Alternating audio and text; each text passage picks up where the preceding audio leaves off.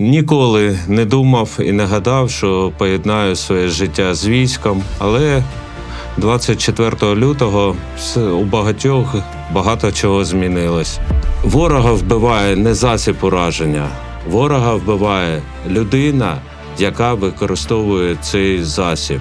В той момент ніхто не уявляв, що буде, як буде, чи надовго це. Але кожен прийняв в той момент своє чоловіче рішення,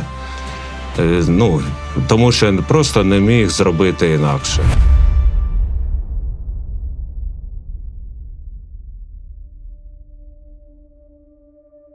Мій позивний «Дрім». Я заступник командира батальйону «Пентагон» психологічної підтримки. Починав як рядовий солдат.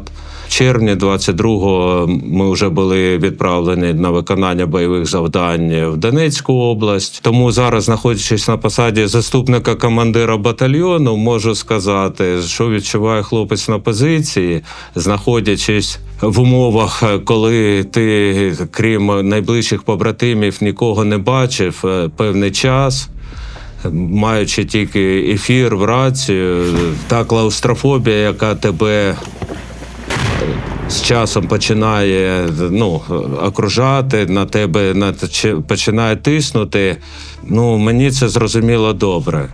В обов'язки психологічної підтримки персоналу саме головне – це морально-психологічне забезпечення особового складу підрозділу для того, щоб створювати умови для ефективного виконання бойових завдань. Тому що дуже важливо, щоб хлопці були вмотивовані, налаштовані на виконання завдань за призначенням, тому що є різні напрямки, є різні люди, є різні фахові здатності.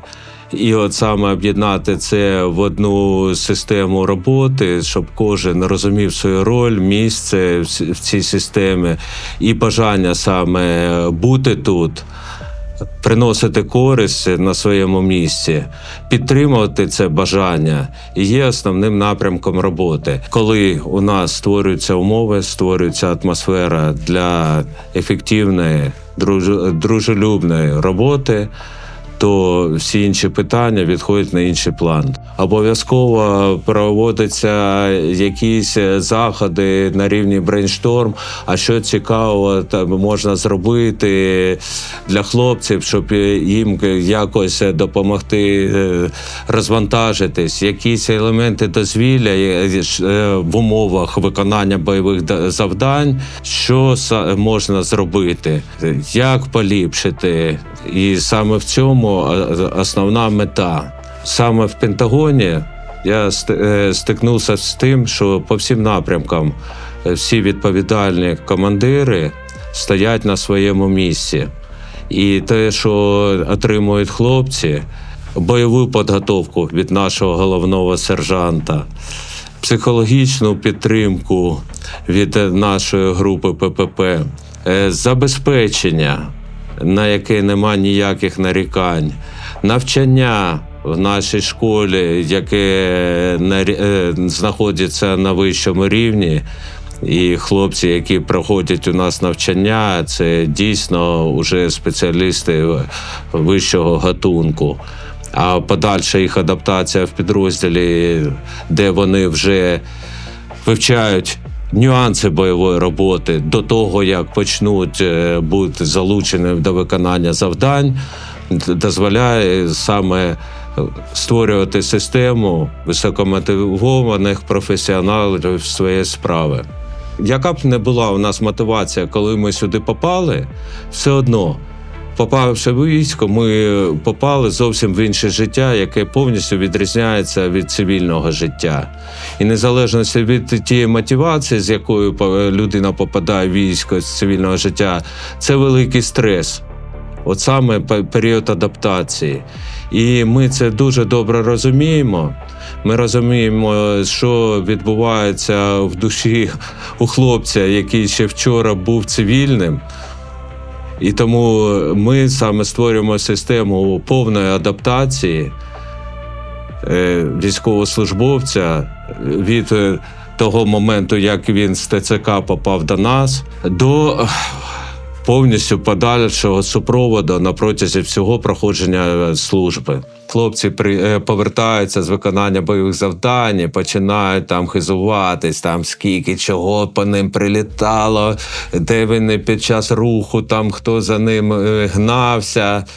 І у новеньких іноді складається враження, що кожен виїзд на будь-яке завдання пов'язаний з мегаризиком. В таких випадках згадую завжди приклад про риболовлю.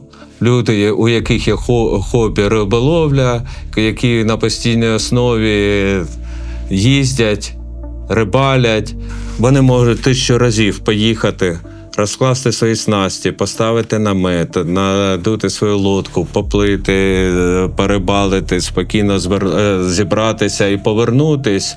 І це відбувається 999 разів. А один раз поїхав, спортилась погода, щось там переплуталось, лодка здулась, намет вітром унесло.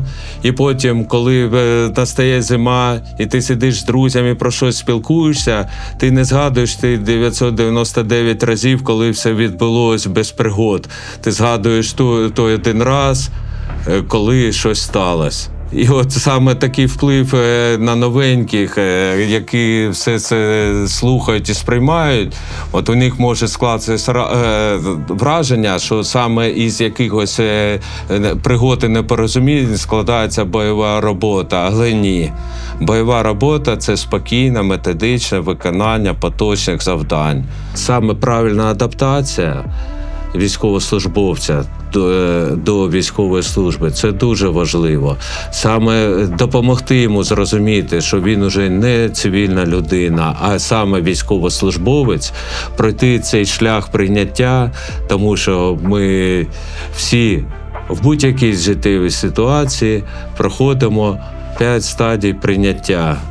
Починається від заперечення, гніву, торгу, депресії, прийняття. І саме наша задача – дозволити людині пройти всі ці стадії максимально комфортно, не застрягнути на якійсь із цих стадій, а саме дійти до прийняття. А тут дуже важливо, щоб ми, кожен із нас, і неважливо, ти побратим, сержант або командир, саме постійно пам'ятали всі ці стадії прийняття, які ми всі проходимо під час будь-якого питання, яке виникає в нашому житті. Я проходжу, ви проходите, коли виникає якесь питання, яке нам незвичне, неприємне, неочікуване в сім'ї, в родині та будь-де, в цивільному житті або військовому. І починається все з того заперечення, а чому я? А може це не для мене, а може потім торг, гнів, депресія і прийняття. І от ми всі проходимо в будь-якій життєвій ситуації через це. А задача командира – розуміти, що людина, на якому етапі він зараз знаходиться, побратима задача – розуміти це і допомагати людині проходити цей шлях до моменту прийняття. В своїй роботі завжди треба знаходити сенс. І цей сенс, цей результат своєї роботи тримати в фокусі і шукати максимально креативний шлях для її реалізації, щоб це не було рутиною. І по-іншому ніяк не можна, тому що якщо ми не зупинимо ворога тут, в місті разом, то він не зупиниться в Запоріжжі, або в Дніпрі, або в Харкові, або в Києві. Він піде і в Луцьк, він піде у Львів, він піде далі.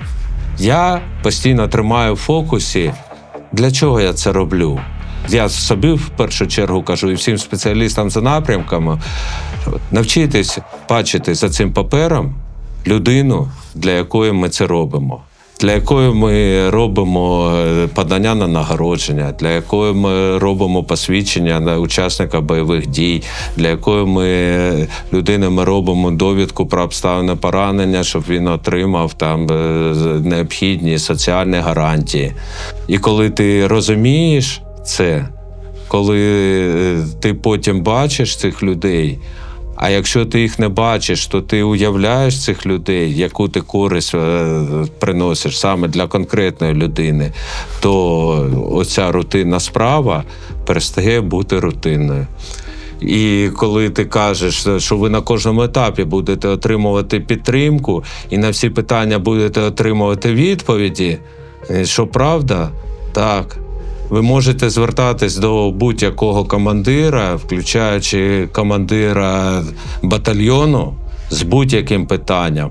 У нас запущена внутрішня система звернення до командира батальйону з будь-яким питанням, на яке командир батальйону особисто дає відповідь. Саме комплексний підхід по навчанню, забезпеченню і підтримки особового складу дає гарантію ефективного виконання бойових завдань і також збереження життя і здоров'я наших хлопців.